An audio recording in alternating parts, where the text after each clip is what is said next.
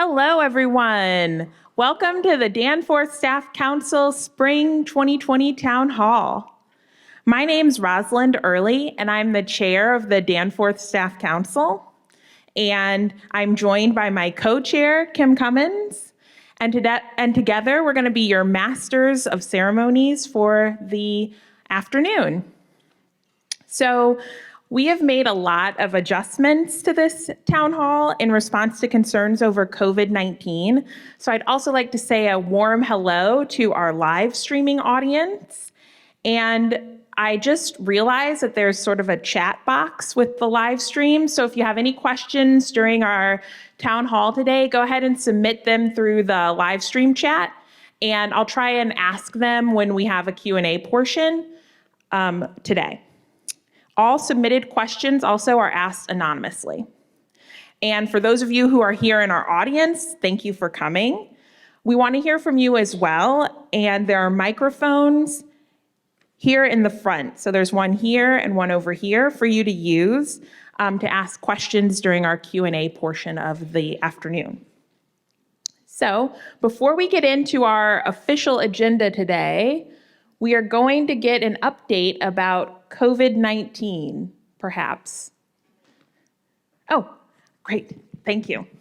All right.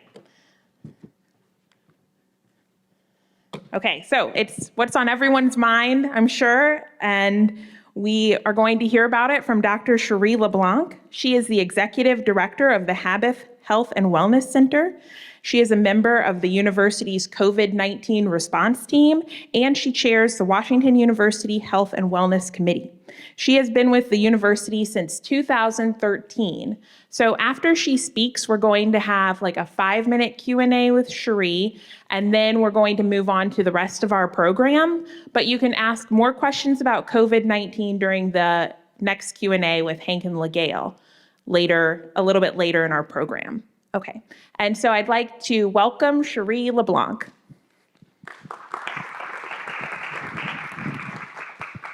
Hello. Good afternoon, everyone, and thanks for letting me join you for a few minutes. You all have heard of this virus, SARS-CoV-2, which causes COVID-19 disease. And I think what I would like to really stress for everyone in this audience and anyone else listening out there, that as an individual, please take a breath. There, that made me feel better. I really do want to stress, it is a serious disease. None of us are taking it lightly. I think it's very difficult when you are bombarded everywhere you go with news about this.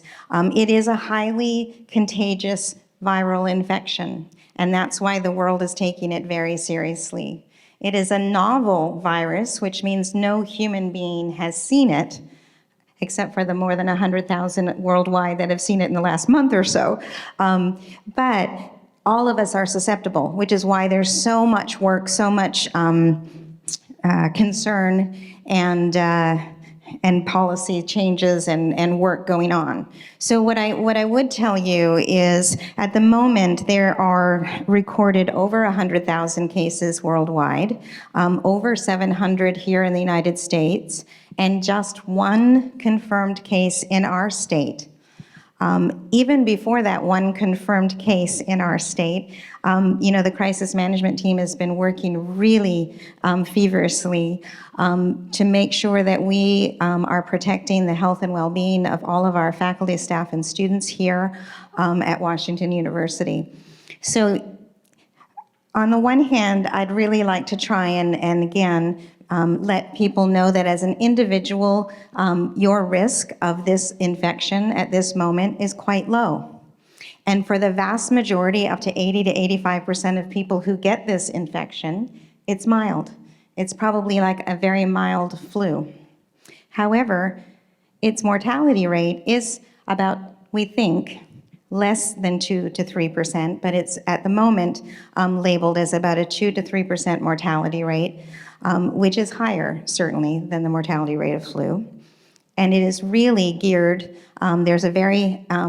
this virus is really age dependent.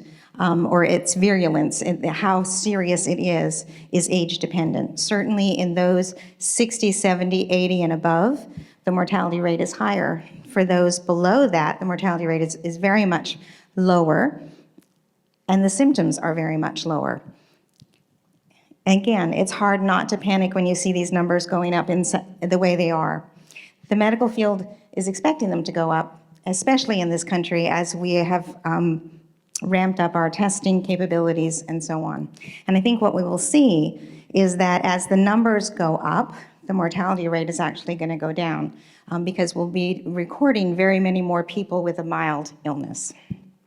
We think it's spread from person to person, just like the cold or flu is. When someone coughs, sneezes, spews out germs, and they can infect another person. That is why the old adage of washing your hands, all of the information I think public health officials try to get out every year, really holds true for this virus. More and more, we're looking to determine how it is transmitted, and it is looking like it is only in respiratory droplets. However, until we absolutely know for sure, folks in the medical community have a real duty to protect themselves so that they can look after you all when you get sick. And when you see us in, all of our gear, that again can cause a lot of anxiety. But the key is what we're trying to do is make sure that we have a healthy health force to take care of you all. We're taking every single precaution, and until we're told it is not airborne and we know this is exactly how it is being transmitted, we're trying to suit up as best we can to protect us. Wearing a mask in public, if you are not ill, is not really protective at all. So I think I want to just kind of take that off the table. We give it to people who are ill. We give it to lots of students every year to wear when we diagnose them with the flu. It is helpful when someone is sick to contain their own, cough or secretions. But for people to go out en masse and try and grab masks from the local Home Depot paint mask or wherever you can find one is really not all that helpful. It's not that protective. And I think, again, just keeps raising that level of panic. What I would say is, I think someone compared me to a duck the other day because we try and keep a real level of calm out there. But underneath, we're working feverishly. And that's what I think I'd like to really let everyone know, is that the university has been in meetings 24/7, and we're looking at all kinds of possibilities of different scenarios of what we'll do and how we'll contain this and how we will handle each and every situation. So there is a lot of work going on behind the scenes. It takes time for policy change and decisions to be made, and we will be communicating as frequently as we possibly can to keep you updated on what our next steps will be. But I would just like to really end by again saying, we know this virus is here. We are likely to see more in St. Louis as we are all across the country. On an individual basis, please remember to wash your hands, stay out of crowds, keep away from folks who are sick. Those are really, really valid advice. And really try, if you have people around you who are panicking and spreading all kinds of rumors and ideas, just to have them breathe. Where I would advise everyone to go is to our website on emergency.wustl.edu, the COVID-19 information page. We'll be updating as quickly as we possibly can. Hopefully you all are getting the university-wide announcements that have gone out, excuse me, that have gone out over the last week or so. And I think I will stop and see if folks have a specific question, if I can see beyond the lights. Yes, if you have a question, then come forward for the microphones. Don't try and shout from your chair.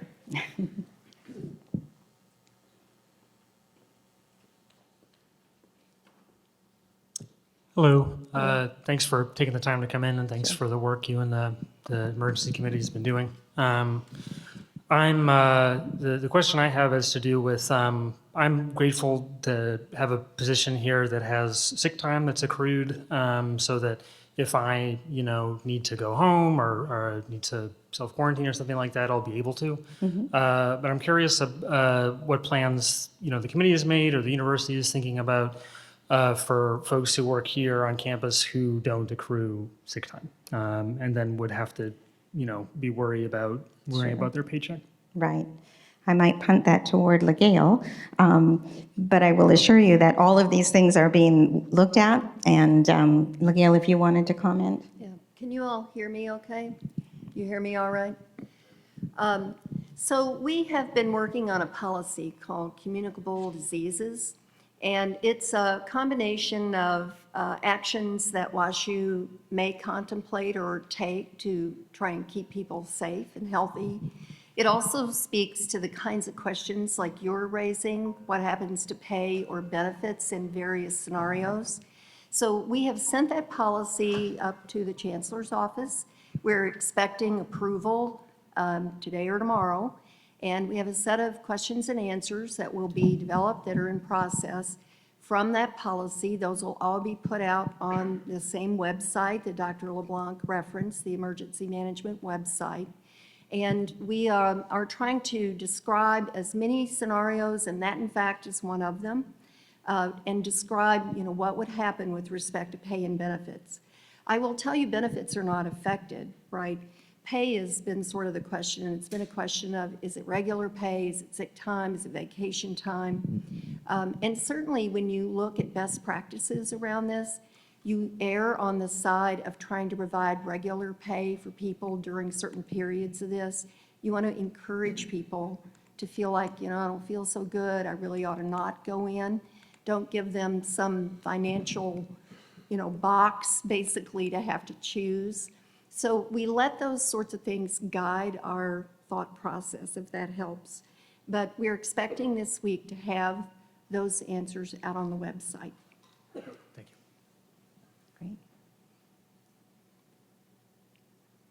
All right. Well, thank you, everyone.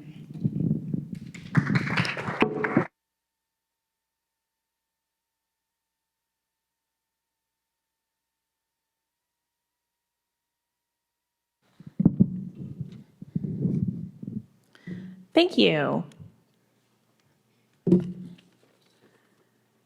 Okay, so actually now I'm just going to hand things over to my co-chair, Kim.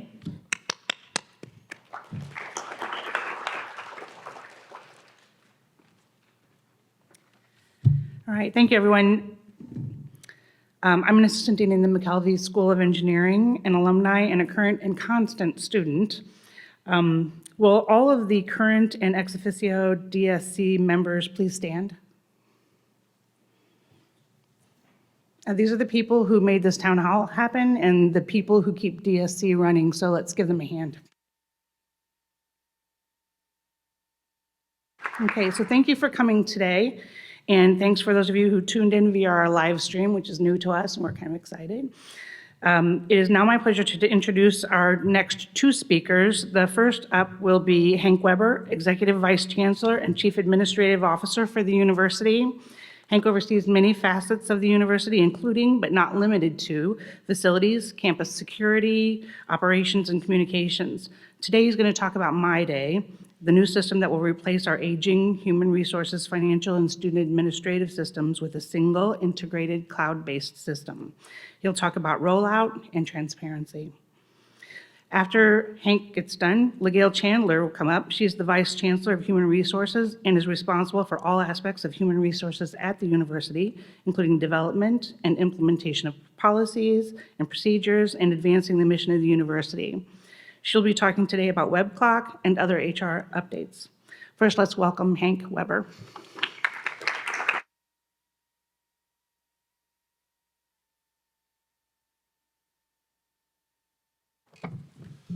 The moment of truth.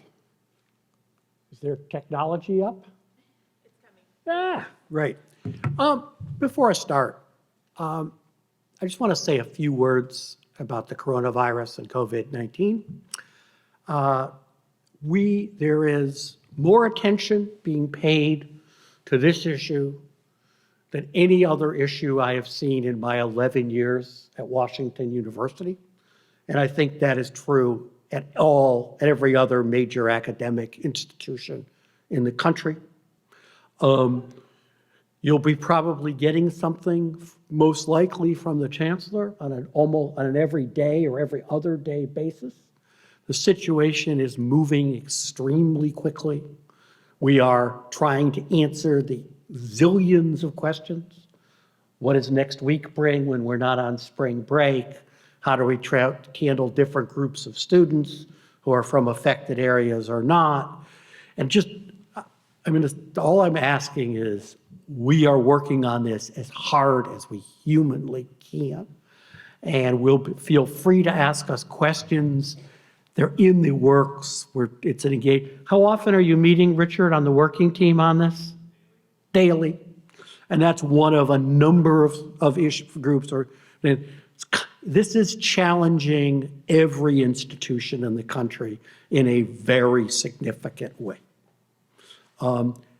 And if you believe any of the data or any of the epidemiology, it's going to get considerably worse before it gets better. So we're at the early stage of dealing with this. So I know that's not a particularly uplifting way to begin, but I think it's an accurate reflection of the situation that we face. What I want to do today is give you a relatively brief update on the My Day project, where we are, where we're going, and then a little bit about what it will mean. For those of you who are not as familiar on a daily basis, not quite like COVID-19, but it's impressive. My Day is a multi-year, multi-project program to replace our aging finance, HR, and student administrative systems with a single system that integrates, that exists in the cloud. It will create new ways to use and manage data, and it will allow us to standardize processes. It will change, in the first implementation, virtually all of our finance and HR systems and processes, and before we're through, it will change all of our student processes, from registration to transcripts to enrollment, et cetera. This is the schedule that we have been on for the past roughly year and a half.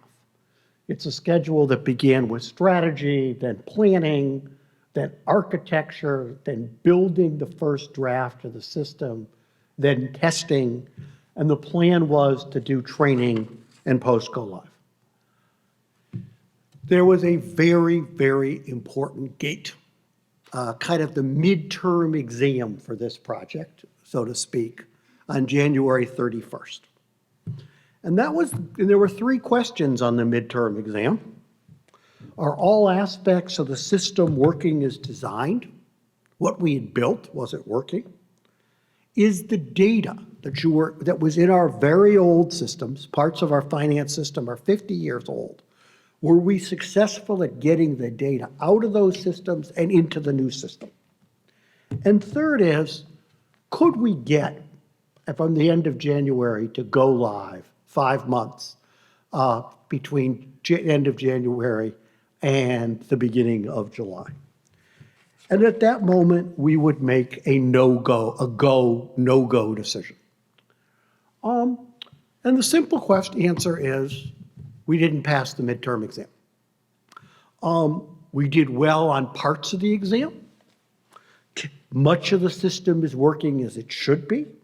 We've made significant progress in reporting, made significant progress in assigning security roles, and the general response to the university community.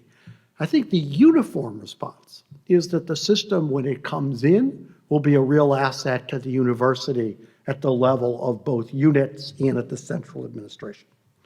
And the team has done a really good job. People are working very hard on this, and very engaged. But there were 3 areas in which we did not perform up to the standard we needed to perform.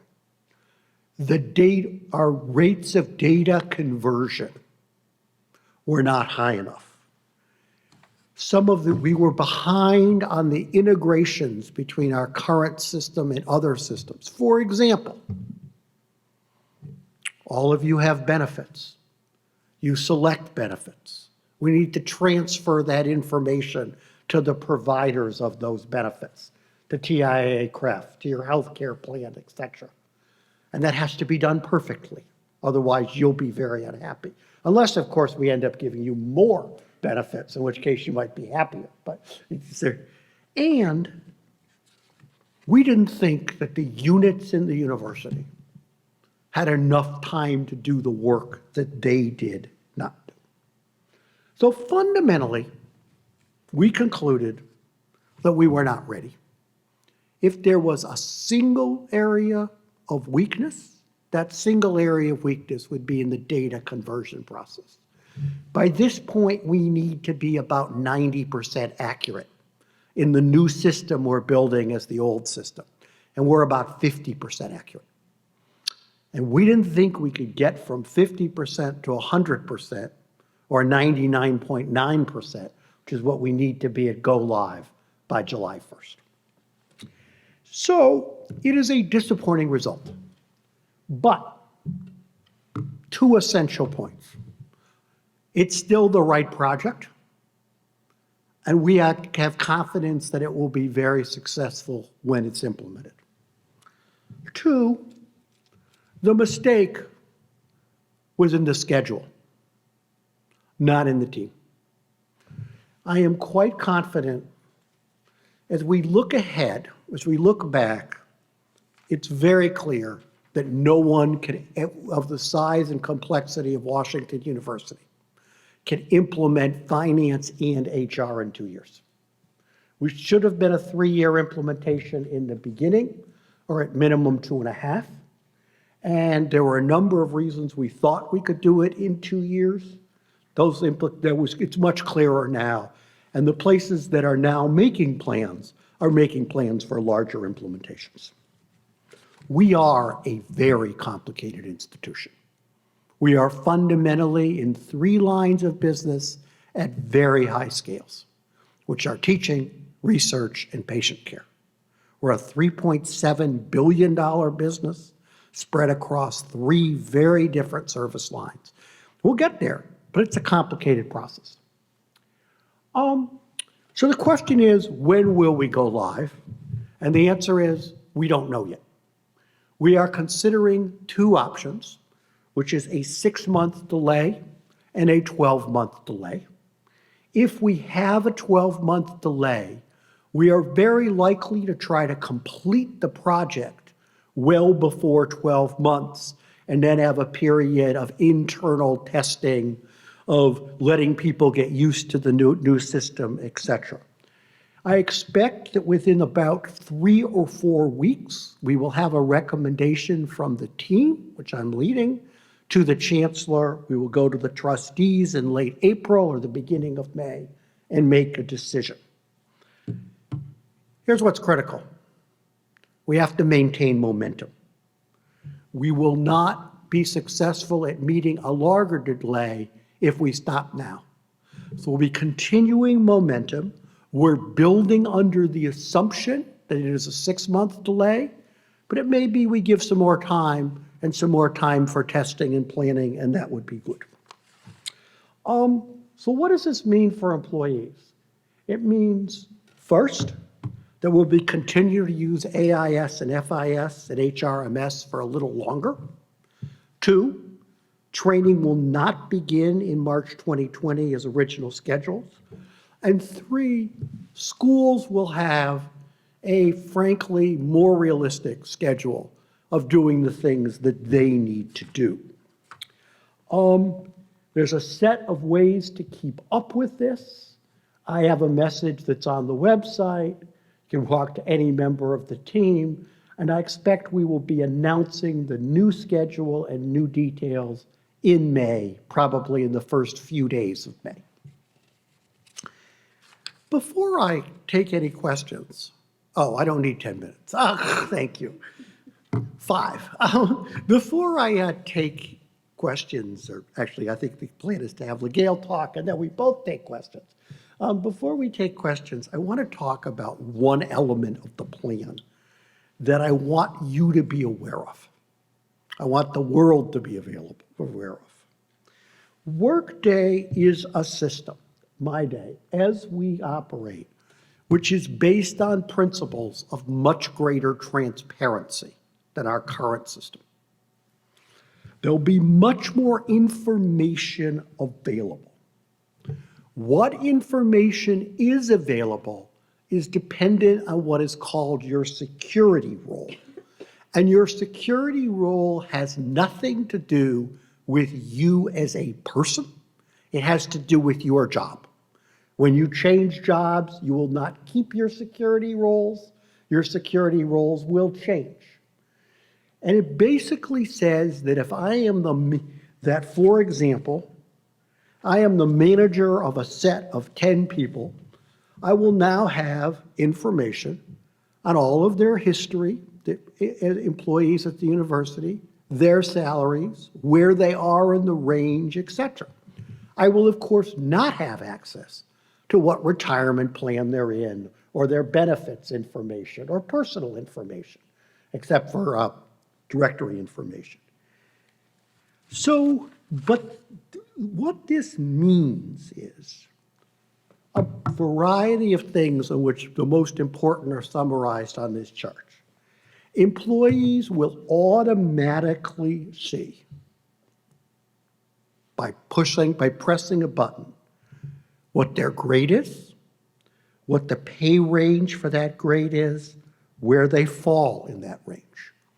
That information most of you have access to now, but it's complicated, and it's through your supervisor. This will now be as of right for all employees in the university. Managers will be able to see all of that information for their employees. Now, the university, especially in certain academic areas, has a variety of administrative relationships. In some cases, people's supervisors and faculty, for example, are the dean, and in some cases, it's their department chair. That can be done either way. That's a choice of units. But whoever is their manager will have access to that information. Internal and external applicants for posted positions will see the position grade and the corresponding salary range for that grade. And internal applicants will see the hiring manager, but external applicants will not. In addition, and not on the slide, the entire organizational structure of the university will be available online. So if you're desperate to understand the intricacies of our reporting relationships, this will be a way you can work your way through. These changes may be significant for us, and they are, but they're normal practice for large employers, including most of our peer institutions. This is our current, HR is currently doing sessions on the university's compensation system and training for managers. This is the schedule as of the moment, but not necessarily the schedule. We may change this or tweak this a little bit when we have a go live date. But well, I think the most important issues of visibility are about compensation. It's not the only visibility issues for compensation. I mentioned organizational charts already. I mentioned hiring managers' names. Applicants will know exactly where their application is in the queue, something that may be very good for applicants, and people who are applying for jobs in my office may lead me to feel badly, because people will now know that they're stuck on my desk. And employees will be able to see the status of their transactions, time off approvals, expense reimbursement, et cetera. So you'll know whether it's gone if you're in a school, has it gone to the dean's office? Has it gone over to finance? Has finance signed off? When will the check be delivered, et cetera? I think LaGail's up, and then I'm glad to answer any questions.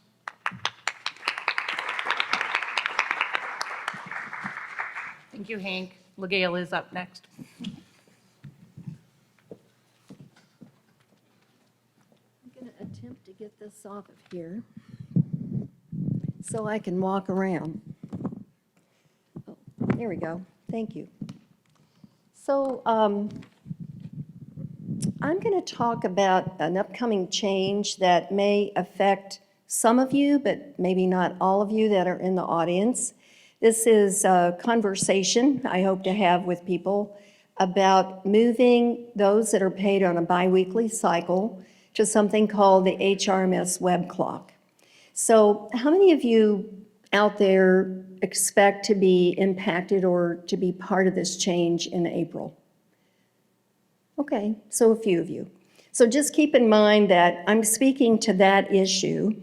And for those of you that are paid monthly, you actually won't see any change in how you are recording time off or time worked or any of that. So this is about biweekly folks.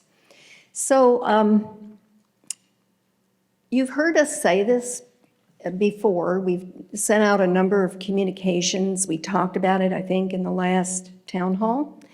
And so our reasons for wanting to move people from the timesheet that's online today to what's called web clock are the things that you've seen up here. We have one more slide.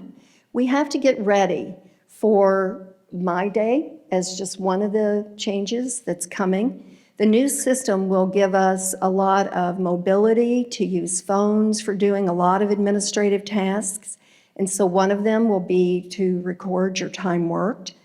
And to get ready for that, you have to have the right platform in place. We can't really do that today. And it's something that people have asked us for. And so we're going to be pleased to be able to provide that when we get into My Day. We also think that having a daily record, one that you interact with on a daily basis, is going to actually help improve our accuracy of reporting on time worked. And we can talk a little bit later about why that's important. But, you know, today with the timesheet, a lot of times people are busy. They don't fill it in until the end of the pay period. And so it's by then potentially your best guess or your recollection of what you worked that week. So we want to make sure that we're really providing tools to people that provide you a chance to really accurately record and capture all the time that you actually work. We want you to be paid for the time you actually work. And that brings me to the next point, that we use this record to base your paycheck on, right? So this is how we know what to pay you. It's how we know when you have overtime due, for example. So it's an important record. We use this also to maintain legal compliance. You know, we talked about that, I think, a little bit in the last town hall. There's a ton of regulations that are on the books. Many of them are aimed at ensuring that people who make below a certain threshold of annual salary, in fact, are paid for all the time they work. I think I actually made a statement the last time that the law assumes that employers might be chintzy and not want to pay you for all the time that you work. And so these laws are really intended to try to make it harder for employers to dodge their obligation in this regard. So this is a key document, this record that you record every pay period. And I do want to point out, this is not about students. I know that we have a lot of employed students, and today they are in the system also recording their time that they're working. We have some special functionality that we need to keep in place until we go to My Day. And so this transition that's coming up for biweekly people will not include students. So the dates underwent a little bit of a change. We delayed it out into April. And so if you're in arts and sciences, that Sunday, April 5th, will be the first day of a new pay period. And that would be the day that you would start to use the HRMS web clock. And then similarly, the rest of the Danforth campus will go live on April 19th. Okay, so those are beginning of pay period dates. We finished the School of Medicine. So, roughly, if I look at the whole university, we have over 6,000 biweekly employees. Today, some of them, about 2,000 to 3,000 of them, use an actual time clock. And by the time we complete our transition, the rest will be on this HRMS web clock. And we would no longer be using the timesheet.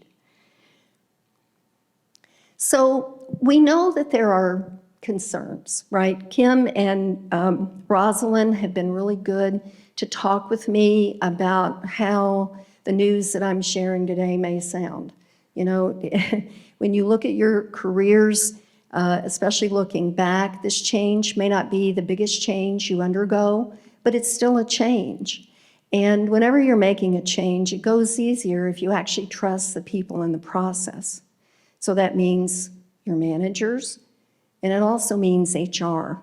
So we've talked quite a bit, I think, about what are some of the concerns that people have, and what I want to do is ground a little bit of what are the expectations that we have of both managers as well as employees in this process. And so looking at what managers' obligations are, we actually expect them to pay attention and to know how they're scheduling people and if they're covering the work, that has to be done in their unit, and whether they've got the best schedules in place so that they're making sure that operations are really being carried out and in the best way for everyone, and that includes the employees that they work with. We also want to make sure that the record is an accurate record. They actually sign their name saying, "I attest to the accuracy of this record." So if you think about it, managers take a bit of a leap sometimes, being sure that what they're looking at is really what happened. Maybe they are not where they see people work anyway. We have many settings where it's very difficult for managers to know. But nonetheless, this requires a sign-off. So managers are attesting to the accuracy based on their knowledge. And on their word, we're authorizing. They're actually authorizing the pay that you get. It's coming from their signature. So we expect them to know policies, right? So not just to have some awareness of what's going on, but also what kinds of policies really apply in this situation. So what are some of those? They're things you've heard before, but they're really hard sometimes to kind of ensure they're being carried out well. So things like paying overtime for hours that are worked over 40 in a work week. And that's true, that payment is true, it has to be there even if those extra hours were not authorized in advance.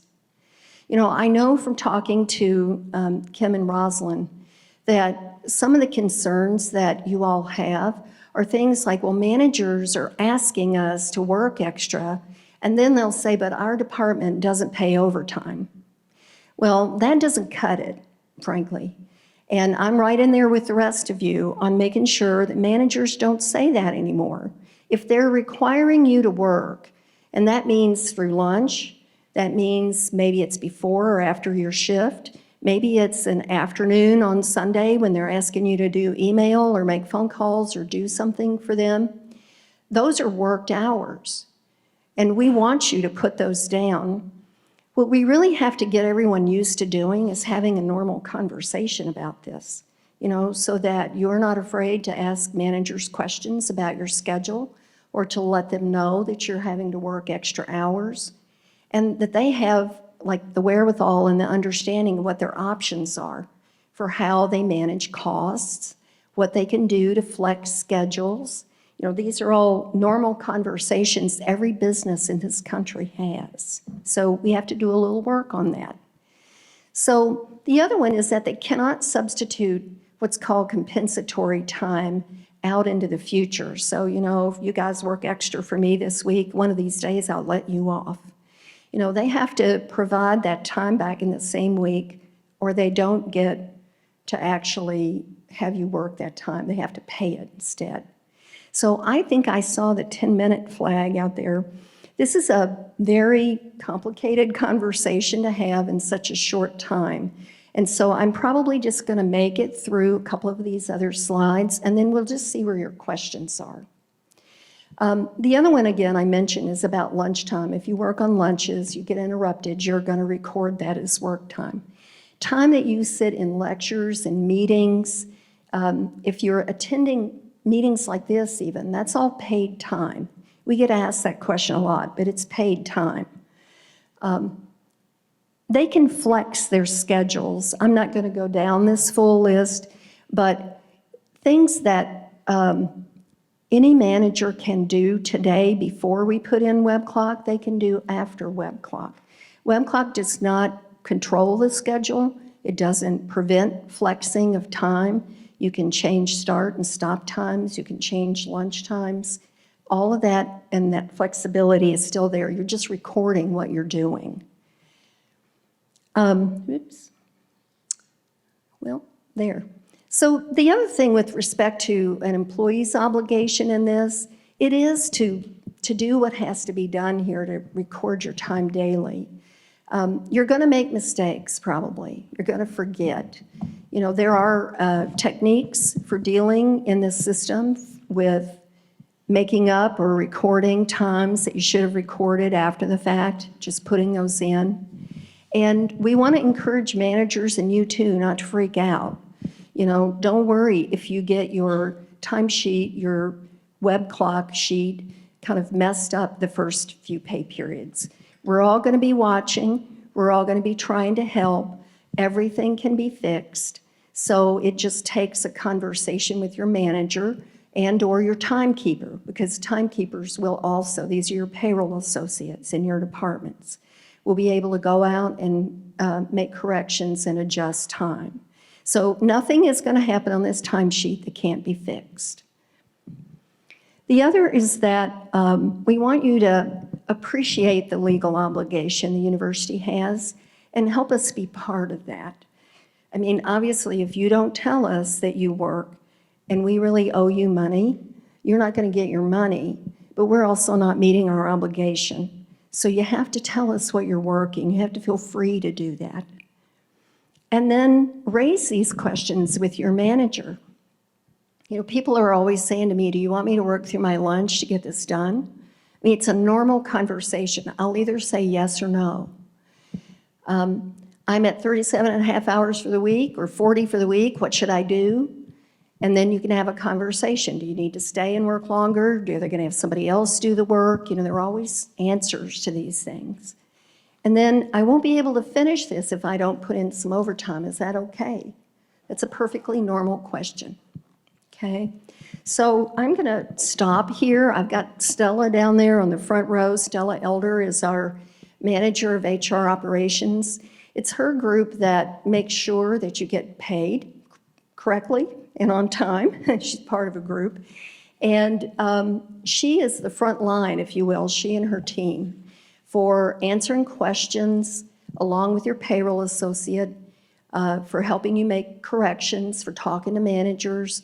She's here in the crowd because you may ask me some technical question and I can't answer exactly how it works, but she's here. So what questions do you guys have? What do you want to talk about on this issue? I'm doing this because I can't see you. Yeah, I want to jump in really quick and say that from the live stream, we did get a comment that it's cutting in and out. So I don't know if you guys want to look into that. And thanks a lot, LaGail. I can start with a submitted question while we're waiting for people to come down to the front. And you can also ask questions about my day if you have any, Right. or about COVID-19. People will do their best to answer them. Yeah, I don't know about the COVID-19 thing. Hank, you're up. Okay, so we did get several web clock questions. One is, how are those who need to use the web clock to clock in being trained? It seems like there is training for managers, but not employees who will clock in and out. Okay, that's a good question. So we did provide both managers and employees links to some online training. There's also a video that you can view for how do you move through the screen and use it. I have made an offer to every business office from the beginning that if we needed to come and do direct training of employee groups, that we would be happy to do that personally. I have not gotten that feedback from anyone that they want us to do that, but I will say to Kim and Rosalind that if you guys want to help us stage something, a session, where we can do more of a hands-on, not where I'm up here on the stage behind these lights, but like a real working, get your hands dirty, then we will do that. So you help me put it together and we will be there. All right, so anybody who's worried, we often do, after we go live on something like this, have little mini hours, I'll say, that we'll set up in various locations just in case somebody wants to stop by and see if they've got problems or questions. But if you're looking at training, we need to try and create something, I think, that may go rogue and be outside the business offices. How about that? We have another question from the live stream chat. I need to take this so I can read it while sorry. Okay. So I must regularly answer emails from home. Would I have to clock in and out every time I do something work-related? For the nature of my job, that would be multiple times per day. Yeah. Well, and so those are the tough ones. Those are kind of difficult situations.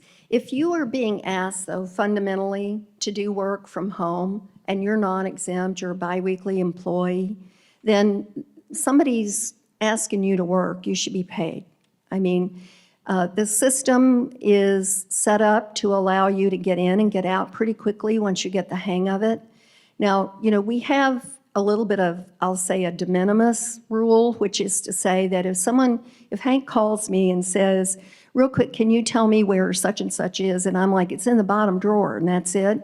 You know, something that might take less than 5 minutes, I'm not going to stand here and say, oh, you got to get in the system and put that in for 5 minutes. I never ask you those questions. No, I it's ask true. He more doesn't. questions like, what should we do about COVID-19? How are we going to pay people when this happens and that happens? So, but what I want to say to you fundamentally is I don't want you to lose your time. And so if anything takes time, if it takes more than 5 minutes to do what you're doing, please put it down. They add up. And even though there's a little bit of an interruption and it may be a little bit of an annoyance till you get used to doing it, you will be paid for that time. Okay, we have a question from the floor. Hi, thank you. Hi. So there's a kind of a collective question from my department that I said I would ask. Okay. So a group of employees in our office have recently switched from hourly to regularly worked 37.5 hours per week. I'm sorry, I read this wrong. I'm going to start over. A group of employees in our office had been hourly and regularly worked 37.5 hours per week. We were recently reclassified to be salaried with no change in pay. Now we won't be compensated for our additional hours beyond the 37.5 hours. We've asked about the policies for salaried employees and have not gotten too much clarity. Is it possible to outline the policies for salaried employees like you've just done so well for hourly employees here? Yes, so I would also say if you want to tell me later, like where you are, then we can give you a more detailed explanation of whatever this review must have been that resulted in an exempt status. Exempt status, again, is people paid monthly. They're exempt from the overtime laws. I mean, that's the short of it. And they have to not only make more than $35,350 a year, but they also have to have the type of job that's going to meet a set of regulations that speak to how much independence, how much judgment, how complex the work is that's actually being done. So you have 2 tests that you have to meet to be considered to be exempt from overtime laws. So basically, those people do what it takes to get the job done, right? So they're not recording daily the time they work, and they can be asked to work any number of hours that it takes. Believe me, I know. And they also have to be paid for a full day, even if they only work for a partial amount of time. So we would deduct somebody who may be out for vacation or sick, but we're going to pay a full day, even if they only work a portion of the day. And that's required. Those are all like legal requirements that are there. So I think the real question I would ask if I was your group is, why did you do this? Like how did we end up here? And I would like to talk through that if we could talk afterwards. Yeah.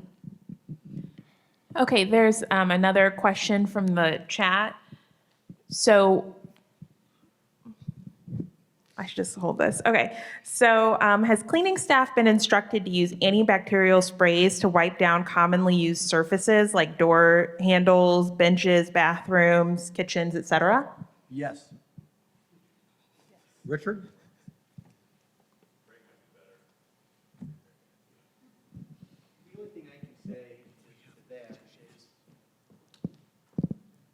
The only thing I can say to that is meeting with emergency management, twice a week, going through these issues. I know the facilities groups have talked to WFF, who cleans a lot of offices, and they've been going over those processes in detail. So they've all been talked about. Those topics have been talked about and approved by our management team.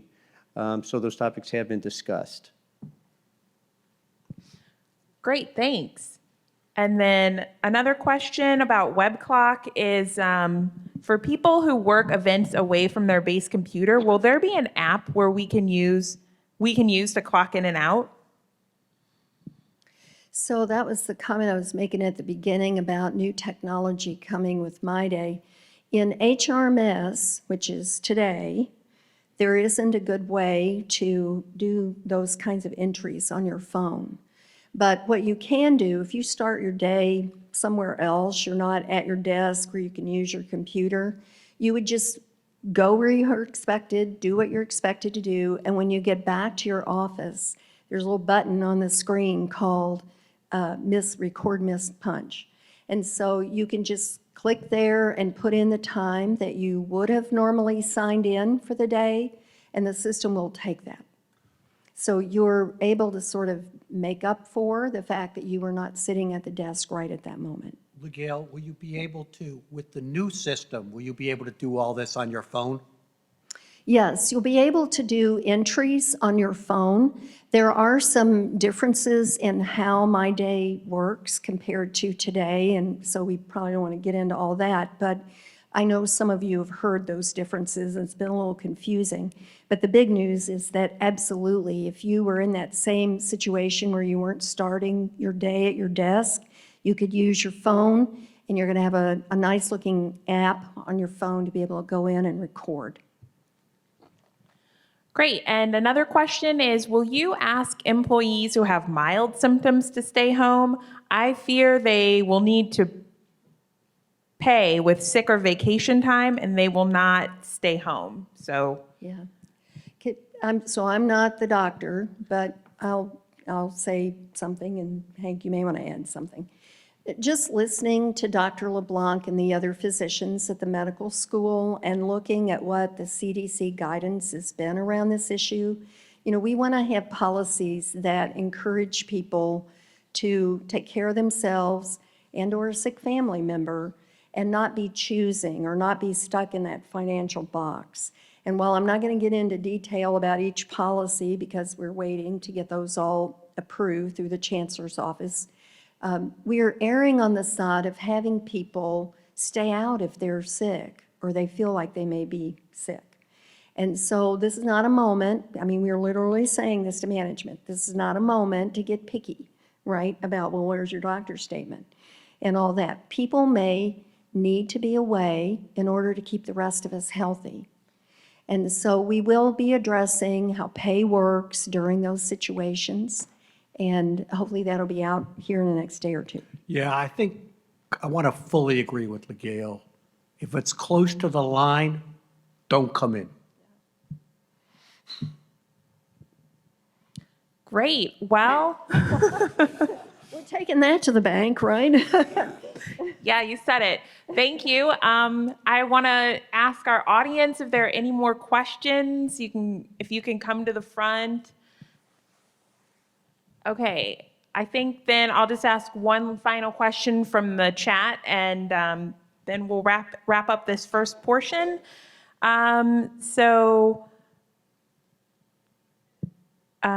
I think you kind of described it maybe a little, Gail, but there is someone who's asking, I've heard that we'll have to clock in on university holidays and clock in and clock out. Is that true?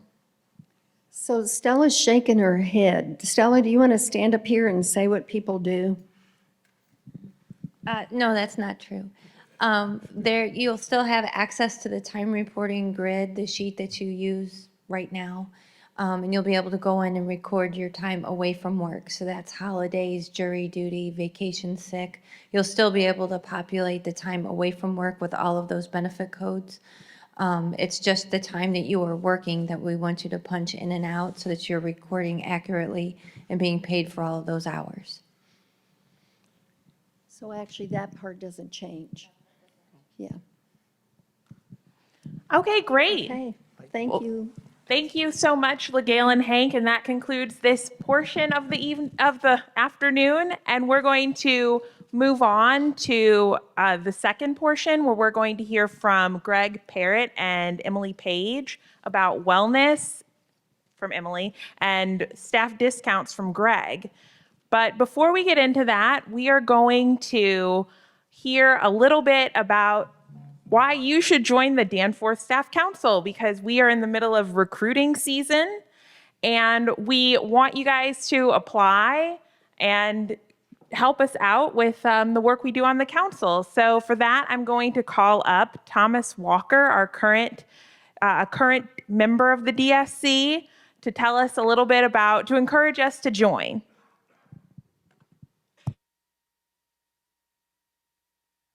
Should I use this one? Good afternoon. I think after that, I don't have to add anything else because you spoke for me. But I would say, first of all, they say all things come to an end. All good things come to an end. And I say that to say my term on the Danforth Staff Council is coming to an end after 3.5 years. And I say that with a little regret because I've really enjoyed my tenure on the Danforth Staff Council. And I would say this, no matter where I worked, I've always spoke up for others. I've used my voice to speak up for others. And in doing that, when I got here and I heard about the Danforth Staff Council, I wanted to do the same. So with that, because people would come to me and say, well, can I share something with you? If you want me to take it further, I would take it further. If you wanted to stay with me, it didn't go anywhere else. And then coming here, now it's time for me to relinquish my seat, which I don't want to do. So I say that with a little regret, but I also want to thank everybody for the opportunities that I've had. And some of the opportunities I've had is I've been able to advocate for staff. Some of the others, we've had community involvement where we bagged dog food, delivered it to families, fed the hungry. We prep food for the hungry.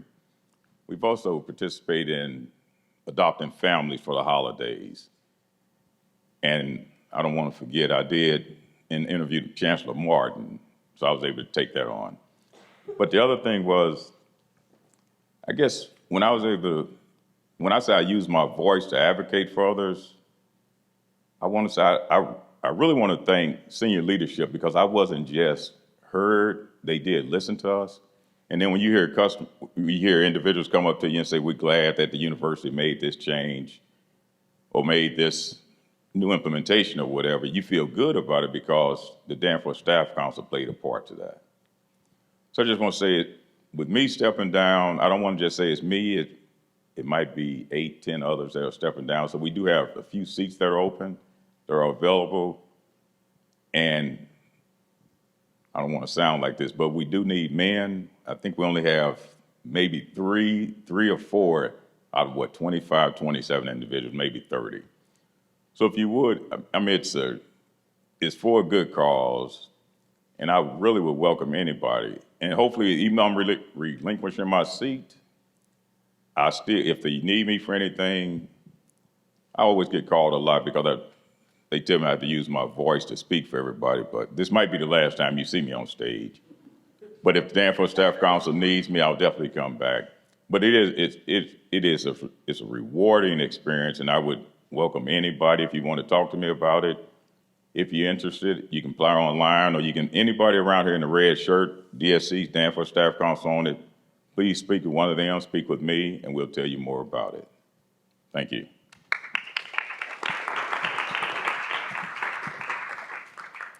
Thank you, Thomas. I'd like to invite our next speakers up to the stage.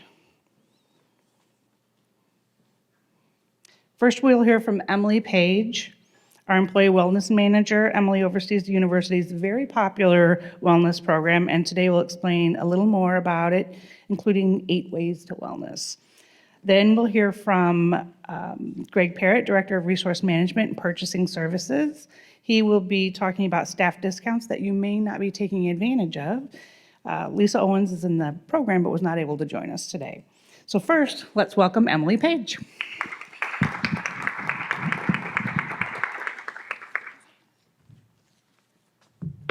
Thank you, Kim and Rosalind. So before I get started, Thomas, I would love to chat with you after today. Congratulations on all you've accomplished. We would love to have you as a wellness champion. So we should chat afterwards. Okay. All right, well today, as Kim said, I'm here to shed a little light, bring a little visibility for those of you who may not be aware of our employee wellness programs housed in Human Resources. And I always like to start with a thank you, and today I want to thank the Danforth Staff Council for giving us this opportunity. I also want to thank my team, who are an amazing group of strong women who every day challenge me in my role and enjoy being part of this team. We're always looking for people to give us input on what we're doing, and so today, if you walk away with an idea or are looking for a way to give back, we would love to hear from you. I want to share today a little bit about a new campaign or a new framework that we've adopted over the last couple of years to guide our programs. I want to explain a little bit about our philosophy and how we've approached employee wellness and highlight some of our programs. All right, we've already kind of talked about the COVID-19, so I won't dwell on this. I'll just point out the website that Dr. LeBlanc mentioned and encourage you to visit that. I will also reiterate her notion about taking a deep breath. I think that's a good advice regardless of what kind of illness is going around. So, continuing to wash your hands and all of that is important. I'll also mention for those of you who are wellness champions or even who are want to be wellness champions, there are some great posters on the CDC Centers for Disease Control website. In fact, this right here is a poster that you could hang in your office to remind folks. Sometimes that visual reminder is helpful when they're busy doing lots of things. Maybe put it in the restrooms, remind people to stop and wash their hands. All right, so the Wellness Connection team is part of the Human Resources Department, the Human Resources team. We're focused on understanding and advocating for the needs of our employees.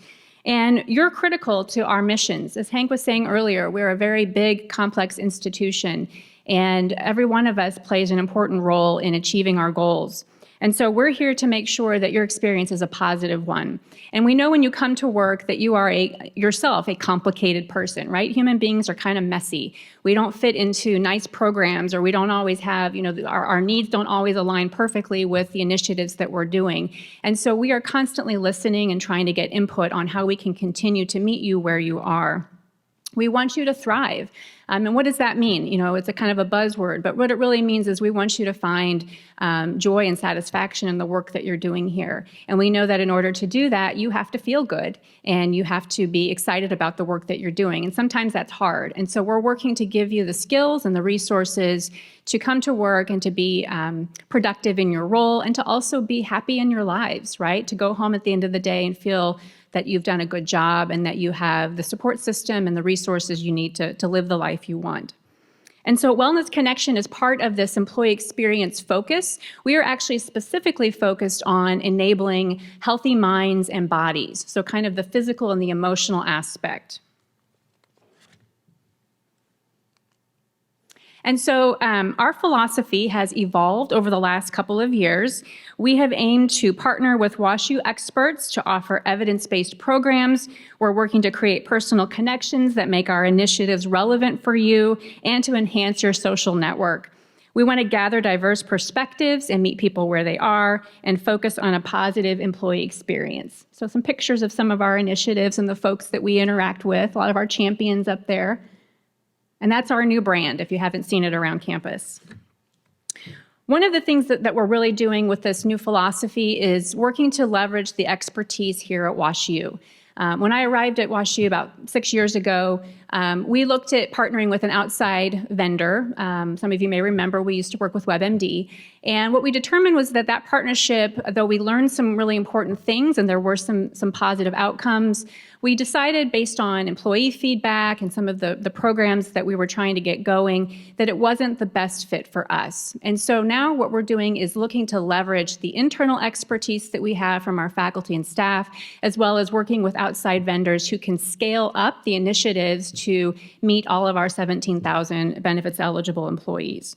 So one of our partnerships with a WashU faculty member, Dr. Graham Kolditz, has proven to be especially successful. We're really excited to take what was an outside campaign called 8 Ways for Cancer Prevention, designed by Dr. Graham Kolditz at the Siteman Cancer Center and the School of Medicine, and to take that and to make it unique for WashU. So it's from WashU for WashU. Whoops.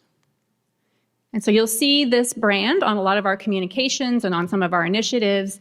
And so what we're trying to do is get people to think about some simple ways, because there is a lot of information out there about health and wellness. And we tend to think of ourselves as pretty savvy, being here at a what is largely a medical institution, in addition to all the other public health initiatives. But it is sometimes difficult to wade through that.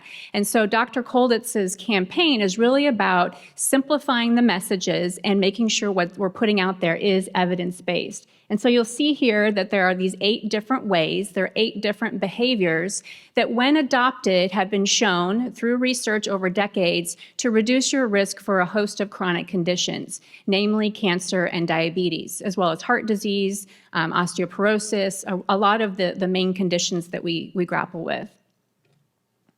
And so what we're trying to do is also give people programs that support them in adopting these behaviors. And I want to spend a little bit of time walking through those.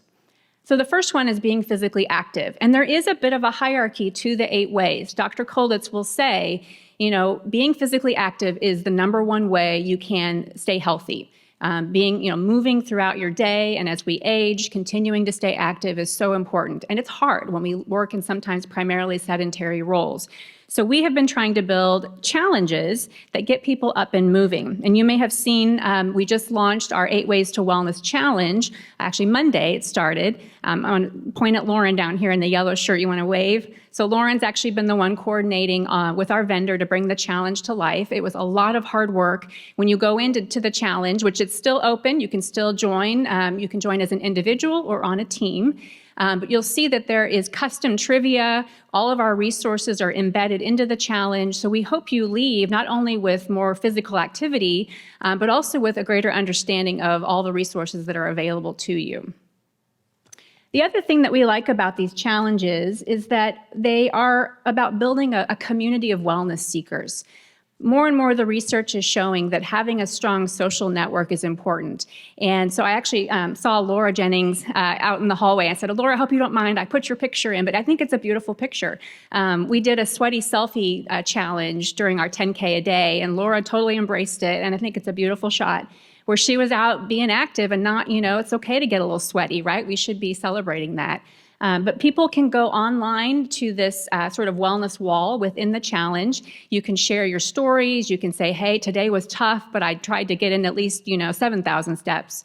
Or, hey, at work today, I took a walk at the butterfly garden and it was beautiful. You should try it. So we can share ideas with each other. We can cheer each other on. But it is meant to be a positive space, an inclusive space. So we want you to check that out and use it. The other thing that we're really focusing in on right now, so I'm skipping some of the ways, and the reason I'm doing that is for time purposes, but also because we've built some momentum in specific areas of the 8 ways, and we will continue to build out programs and resources in all of the 8 ways over the next several years. But we have built a great deal of momentum, again, thanks to the hard work of our team, to bring you health screening opportunities. We feel strongly that it's important for all of us to know our numbers, right? So that idea of being empowered to make informed decisions about our health because we know where we are right now. It's very easy to get kind of behind on, okay, it's been a year, 2 years, maybe 10 years since we went to the doctor and had our blood pressure checked or had our blood sugar checked. So these are things that are important for us to know. We're data driven here at the university, right? So we need our own data to make those informed decisions. We offer a variety of ways for you to get screened. So you can come to one of our on-site screening events. We offer them almost weekly. I will say that we're taking extra precautions and are in close communication with our vendor about making sure that it's safe and that we're reducing risk for exposure. And we will continue to communicate with employees about that. But you can also go on an evening or a weekend to a LabCorp. There's a voucher that you can print and go on your own hours if it's not convenient for you to do it at work. Or what I would say even is more ideal is that you're using that annual wellness visit that's part of your health benefits, no out-of-pocket cost to do that, and you print off your physician voucher and you take that to your doctor and they conduct your screening and give the results back. I say us, we don't get that personally. And all these 3 ways, you earn $50. So that's a little bit of an extra reward for taking the time to take care of yourselves. And I will make a note about privacy. We take it very seriously, and our vendor does as well. We chose vendors based on their privacy protocols. Everything is HIPAA compliant. We follow the law in terms of making sure that we at no point have access to any of your personal health information. The only results that we get are in aggregate, so we get sort of a group of results. In fact, it comes to me. We're not sharing it with large groups of people. And then we use that information to help us understand where we continue to build programs. We also have on site here at the university a dedicated nurse advocate, Teresa Fisher. If you haven't met Teresa, she's a wonderful, patient, good listener. We're very blessed to have her on our team. And she's here because she can help you interpret your numbers. So if you got your results back and you're a little concerned or not sure what the numbers mean, she will sit down with you and go over that. She does not get your results. You would have to take them to her. But she's more than happy to do that. If you don't have a primary care provider, or maybe a family member is looking for a provider, she can help you do the legwork in finding somebody that's in network. So she's been a really great resource. And she also can provide education. She's really just a good kind of point of contact if you have any questions about your health. We also partnered with a group at the School of Medicine and the Department of Psychiatry called the Center for Healthy Weight and Wellness under the direction of Dr. Denise Wilfley. This group is called My Way to Health, and we partnered with them to provide you with a coach, right? So the term coach gets thrown around a lot, and we actually refer to them as consultants. But this idea of having a coach is kind of I like this idea of everybody, needs a little guidance, a little accountability. Most of us know what we probably should be doing, but we just sometimes get sidetracked or we kind of put ourselves second. So these My Way to Health consultants are here to give employees some guidance. They are registered dietitians, so they have the ability to do meal planning and calorie prescription. But more so, they're actually trained in behavior change. So they can talk to you about a variety of things. Sleep, they can talk to you about stress. If you're trying to navigate an issue at home, they can role play with you on how do you talk to your partner, how do you talk to your children, your roommate, on an issue that may be challenging you. Because we know that we don't make health decisions in a vacuum. The people around us do influence that. So they're a great resource to help you go through that. And they have a neat space. They're located over in the Mid-Campus Center at the School of Medicine. They have a demo kitchen, and every month they do cooking demos. So I encourage you to check that out. It's free. You get free samples. Oftentimes they have things you can walk away with, so it's a fun opportunity. Do it with a team. And then in terms of also helping you eat healthy and keep calories in check, we've offered a couple different resources. So we have a crop box program, which is in partnership with the Office of Sustainability here at the university, where employees can subscribe on a weekly or biweekly basis to have a box of seasonal and local produce delivered here on campus that you can pick up. And then we also offer a farmer's market over at the School of Medicine that's open to everyone. And it's actually a year-round market where we bring in local vendors. So if you haven't had a chance to check out those resources, I encourage you to do that. And I will say too, so I don't forget, our team will be out in the lobby after we're done. If you're listening remotely, you can check us out online. Feel free to give us an email. We're also very much focused on trying to tackle the culture here around stress. This is a very challenging, competitive environment here at the university. We are ambitious, we are driven, and sometimes driven people can get a little burned out. So we are working hard to help people develop positive coping strategies to deal with stress, but also to adopt a lifestyle where we become more present in what we're doing and enjoying it. And so we've brought on a mindfulness guru, Meg Krejci, who's been doing mindfulness-based stress reduction for over 25 years. She does it with adults and children all over the St. Louis community. So we're very lucky to have her. And her program, she offers some general sessions, so people can sign up for those. It's free. She will also custom design a program for your team, knowing that not everybody can get away during the lunch hour, which is when typically her classes are offered. Let us know. She can come and do a short 30, 45-minute presentation. She's also developed week-long programs for a variety of groups.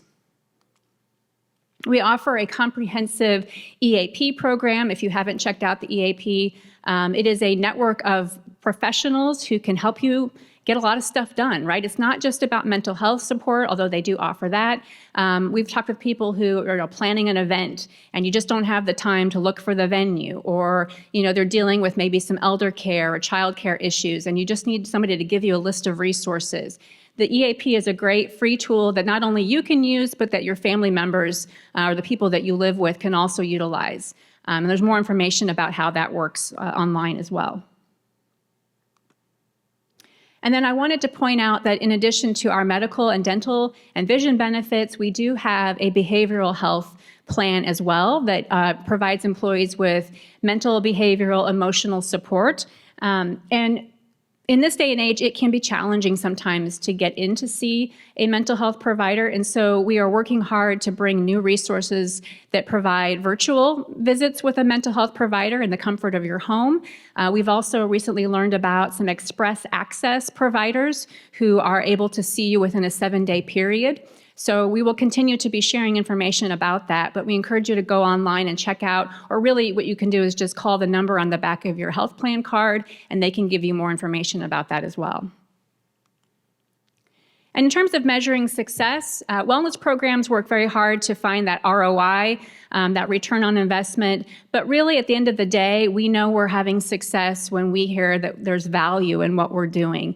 And so we ask employees, is this relevant for what your needs are? How can we make this better for you?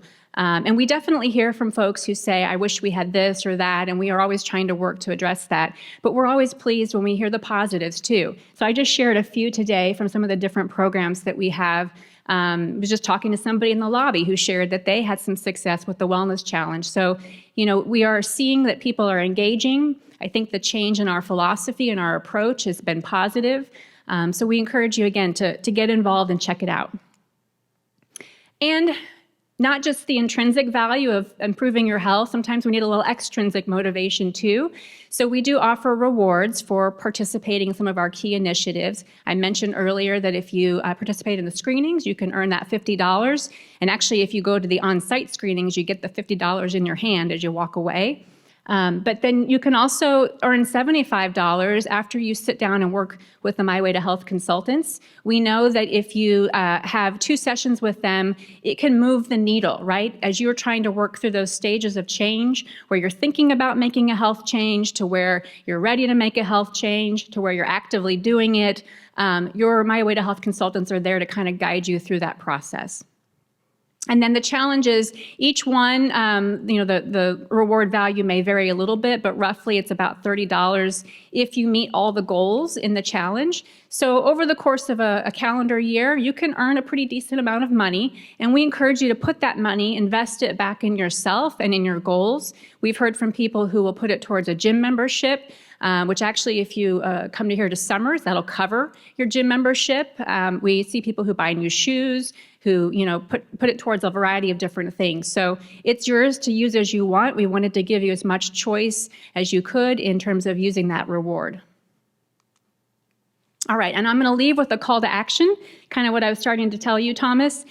We can't do this alone. We are a small group of individuals, and we know that it's important for us to get diverse perspectives from all types of people. And so we're looking to recruit and grow our Wellness Champion Network. And Nikki Hafner, Nikki, you want to wave? Nikki has stepped into a new role. It's actually probably been over a year now. She is dedicated to growing and supporting our Wellness Champions. And so these are individuals who have stepped up in their departments to be a conduit of information between our office and their team, and it goes both ways. And we provide them with training and tools to address the needs at the work site, right? So our programs are designed for the university as a whole, and we hope that those programs are meeting people in many of the ways that they need them. But we recognize that your work environment, the nature of your work may vary greatly. And so, you may have additional needs. And even sometimes those interventions at the work site can be more impactful than the university-wide programs. And we've been partnering with another WashU faculty member, Dr. Bradley Evanoff, in the Healthy Work Center at the School of Medicine to learn from his research on work site-based participatory programs to really make sure we're doing this in the right way. So Nikki is looking to recruit people who have a little bit of time, 2 to 3 hours a month, doesn't take a lot of commitment, to come and learn about a process. And actually, I'll stop here and just say the 4 kind of things that we're asking the champions to do is to announce initiatives when they happen. So like right now, I think we have roughly 80% of our wellness champions are, maybe even more than that now, are signed up and participating in our challenge. We want to see that get even higher. And I think about 50% are team captains. So they're out there making, not only talking the talk, but walking the walk. We want them to listen to their coworkers, bring that feedback back to us, lead by example, right? So a wellness champion doesn't have to be perfect. I'm not perfect. And so it's really about being real and understanding the needs and always willing to work to get better and then to share their successes as well. So the approach that we're training individuals on is called human-centered design. It's not a new concept, but it's new to us and new in this way of approaching it. And what we're finding is that it's being received pretty well. Employees are being asked to come up with some ideas, kind of prototyping ideas of what they can do on their work site. They go back, they talk with their supervisor, right? Because we want managers to be on board. Leadership is critical to this process. And then they try some things out and they see how it goes and then they adjust. So it's kind of a neat iterative process of helping people design initiatives at the work site. And so I'll just say thank you again for your time today. I encourage you to visit our website. We will be out in the lobby after the session, so if you want to stop by and learn more about our initiatives or sign up, we're here to do that. Thank you. Thank you, Emily. Now we're going to hear from Greg Parrott.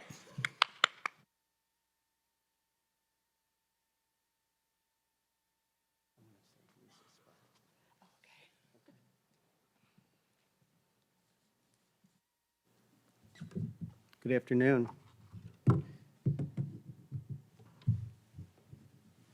So I've been asked to speak a little bit on staff discounts. And following staff discounts, we'll talk a little bit about our surplus property tool, Ripley. Resource management. There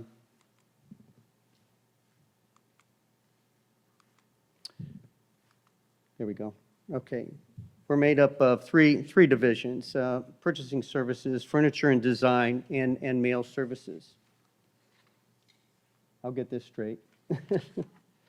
Our mission is to support the university's teaching, research, and clinical missions by providing efficient processes through which appropriate equipment, goods, and services can be obtained at the best value.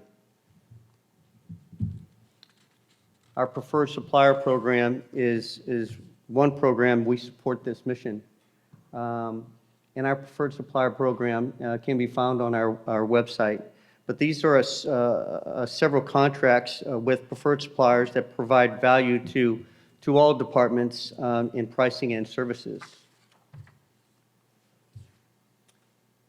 Our employee discount program is a subset of the preferred supply program. While contracting with preferred suppliers, our contract management team has worked with certain suppliers to offer selected pricing and discounts for faculty and staff.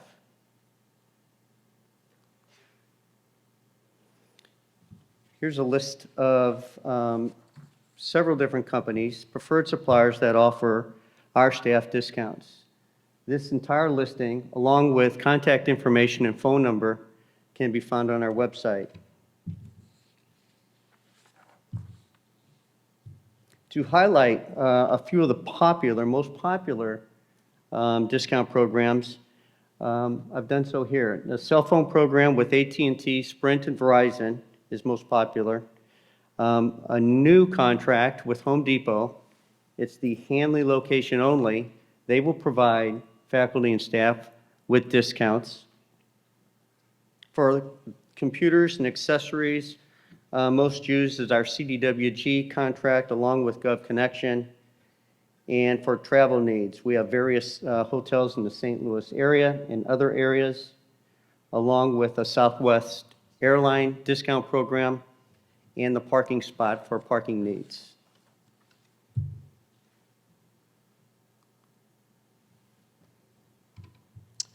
All this information can be found on the website or visit Marketplace. This information is found in Marketplace. The supplier contract summary information is provided. There you will find the various discounts, the percentages for what products, contact information, phone number, and email.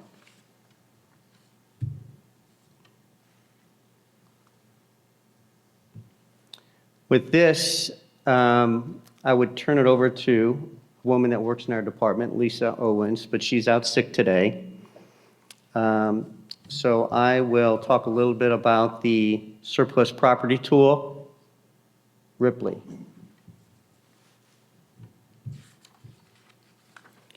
Ripley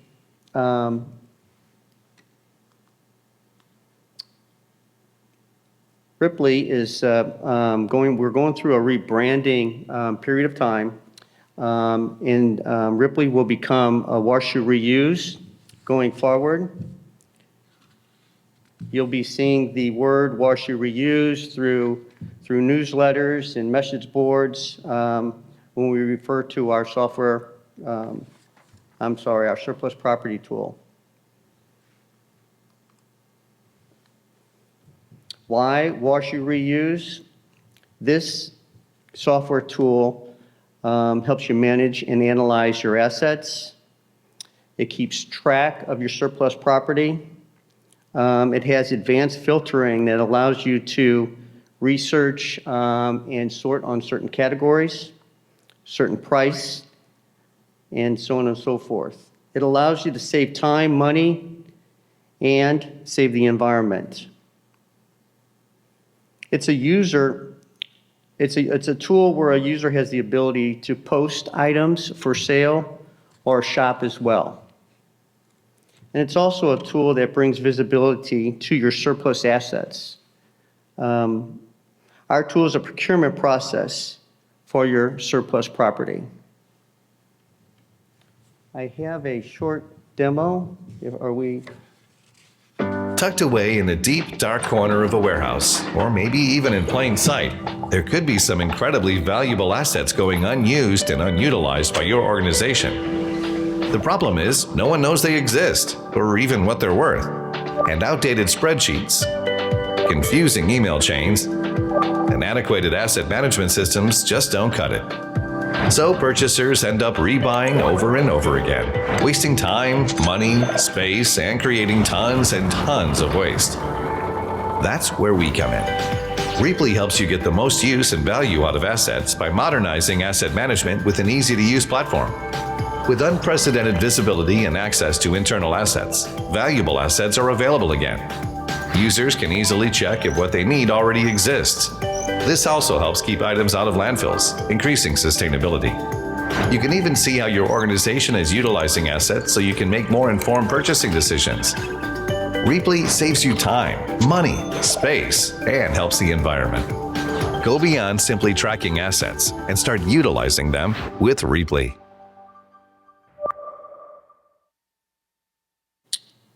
Okay, we implemented this tool about a year ago.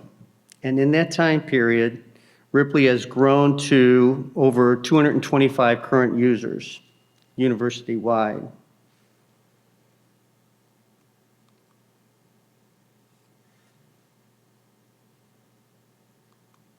It keeps growing. If interested, visit our website and sign up as a user. Or if you have questions, you can contact myself or Lisa Owens within Resource Management. Thank you. Thank you, Greg.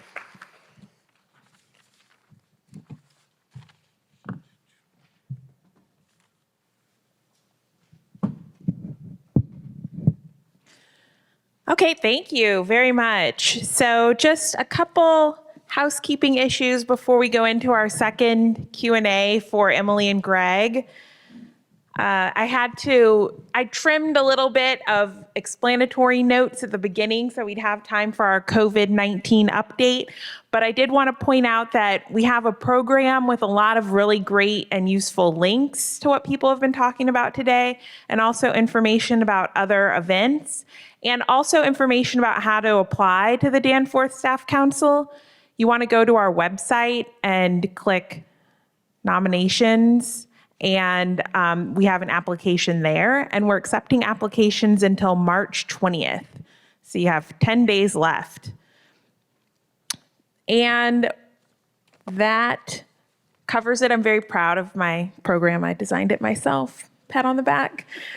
And then we had a lot of questions, just to get us started, Greg, about the sort of web address for Marketplace. Is it one.woostel.edu or? That's one location where you can find Marketplace. Oh, we have to speak a little bit more into the mic, just FYI. For those that purchase on a daily basis, they use Marketplace for their procure-to-pay tool. But those who do not, through your Woostel key, log-on information, you can find Marketplace in one.woostel. Great. Okay, so if you have any questions about our wellness program or staff resources discounts, then come on up to the front to the two mics, and I'll get us started with another question from the chat. So it was about when Emily was talking.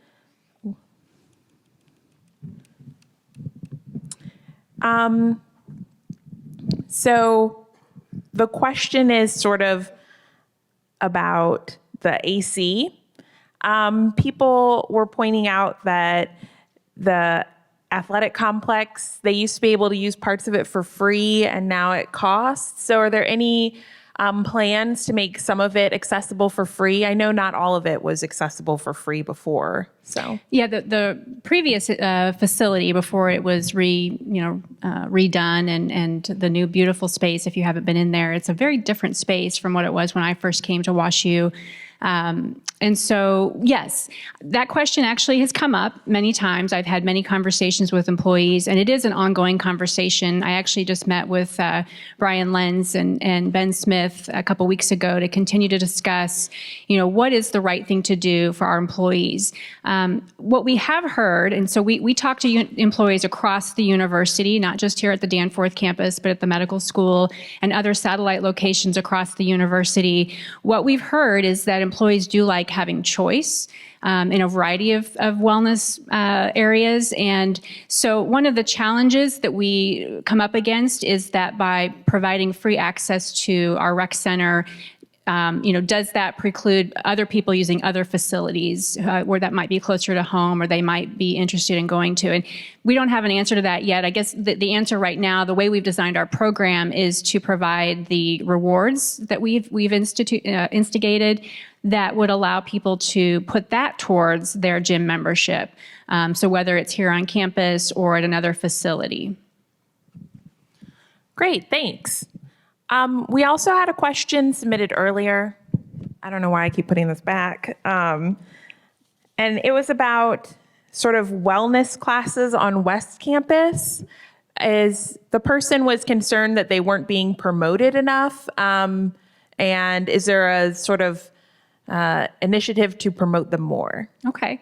Well, I'm glad they want us to promote more. That's a good thing. Yeah, so we've kind of been, I would say almost to some extent, piloting a group fitness class in partnership with Summers Rec Center, not only at the West Campus in Clayton, but we've also done it over at the medical school to try and make it as easy as possible for employees to be active during the workday. And we're still figuring that out. We've been working to get the right mix of classes and instructors.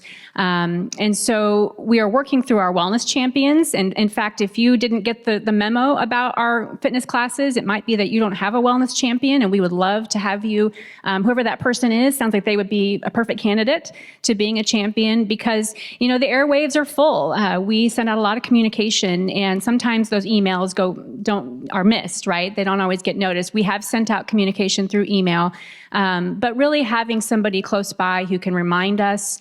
We're also trying to just old school put up bulletin boards and post information as well. But that feedback is well taken, and so maybe we need to do another push out there to let people know about these initiatives. Great. Another person asked, for employees at other campuses, the parking restrictions on Danforth make it extremely hard to use the gym during lunchtime. Is this something that has been considered? I don't know if that's for you or...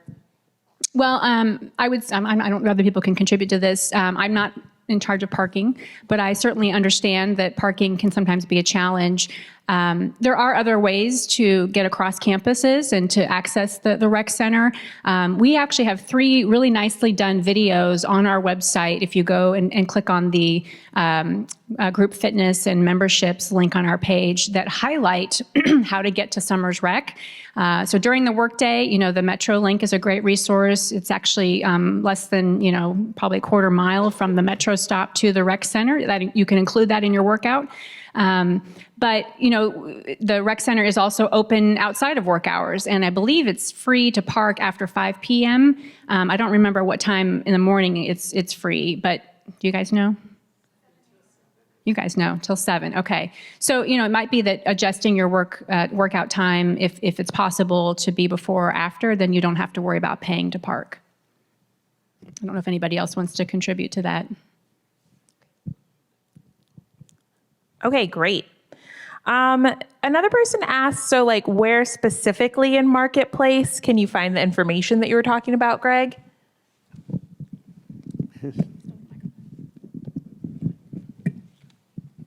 So in Marketplace, there's an index on the left-hand side.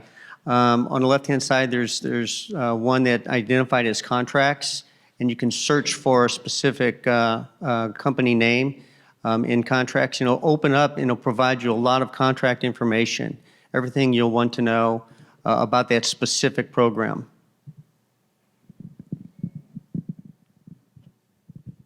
Great. So any questions from the floor? Anyone have any questions?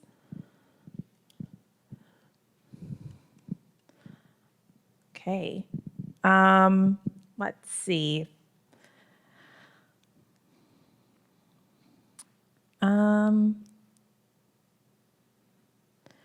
Okay. I kind of answered this, well, I guessed, but another person asked the rewards that we get as part of the wellness program, are they taxed? Yes, the law requires us, the IRS does require us to report the gift cards. Any kind of monetary reward that you receive as an employee must be reported as taxable income. But when we give you your card, you get the full amount on the card. So for example, if you go get your health screening, you'll have $50 on your gift card. It will show up on your pay stub as a line item, and it stays there throughout the calendar year. So just because you see it there doesn't mean you continue to get taxed. And then, so depending on your tax bracket, that is required by the law.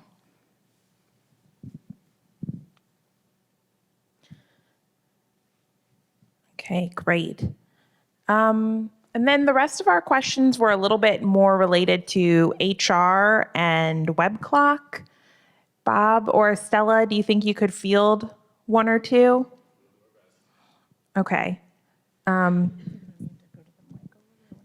Yeah, if you could go to the mic over here or grab it. So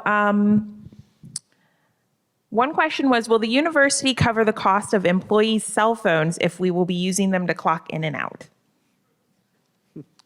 I don't believe, my name is Bob Buer. I'm part of the Human Resources Team, report to the Gale.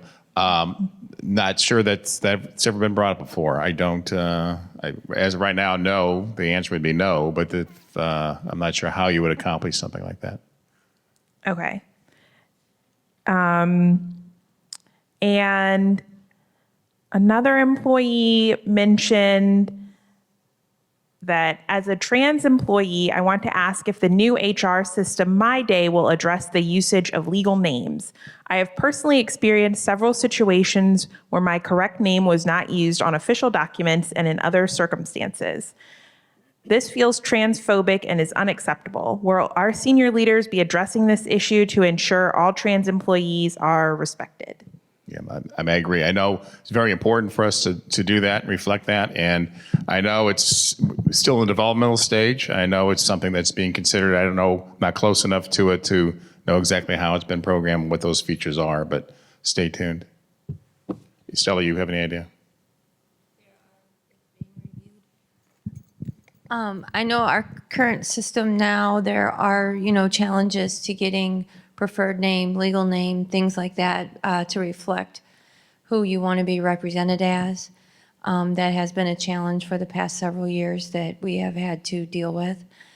So it is being highly represented in the new system, and we are taking feedback. We have taken feedback, and we are taking all of that into respect for the build of the new system. We have taken it from the student population, the staff population, faculty. So it is in high regard to how the employee and the student and the faculty feels. So that is a high addressed issue that we are going to make very good progress with in the new system. I can't say exactly what it will turn out as, but it will make very good progress. I think everyone will be satisfied. Okay, great. I think those are all the questions from the chat. And if there are there any more questions here from the floor? Okay, great. So thank you all so much for coming to our Spring 2020 Town Hall.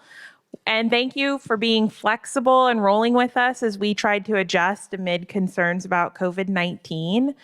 We hope to see you at our next town hall in the fall of 2020. In October, hopefully, we will be a much larger group able to assemble together in person. Thank you so much.